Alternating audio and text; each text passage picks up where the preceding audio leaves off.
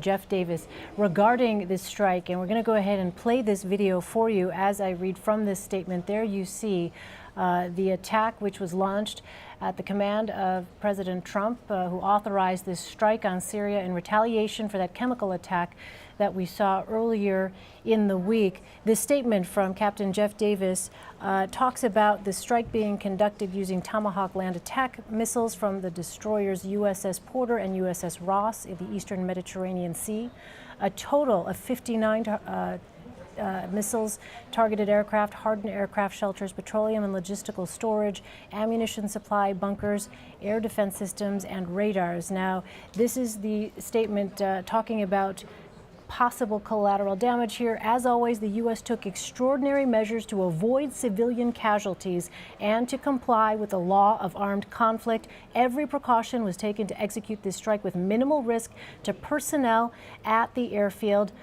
This statement goes on to talk about Russian forces were notified in advance of the strike using the established deconfliction line. U.S. military planners took precautions to minimize risk to Russian or Syrian personnel located at the airfield. We are assessing the results of the strike. Initial indications are that this strike has severely damaged or destroyed Syrian aircraft and support infrastructure and equipment at the Scharrat airfield, reducing the Syrian government's ability to deliver chemical weapons. The use of chemical weapons against innocent people will not be tolerated. Charles, let me go to you.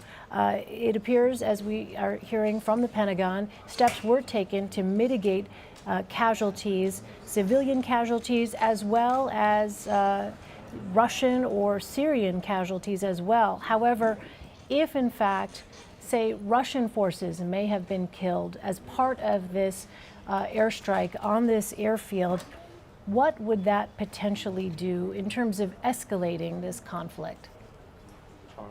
Well, I think if Russian forces were killed, I think it would certainly force Moscow to consider having to respond in some kind of aggressive way.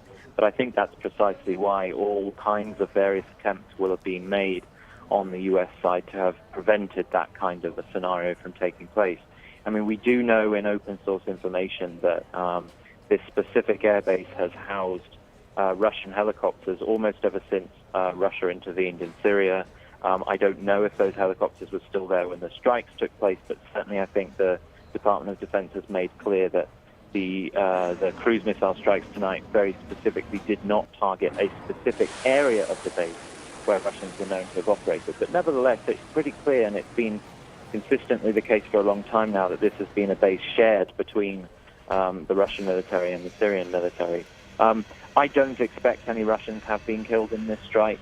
But as I say, if they have, then I think it would force Moscow to respond in some kind of an aggressive fashion, although I agree with some earlier guests who made it very clear that it simply put, Russia would be acting very stupidly and very short-sightedly if it acted directly against the United States. When they come up and match up against each other, I don't think the Russians would come out on top.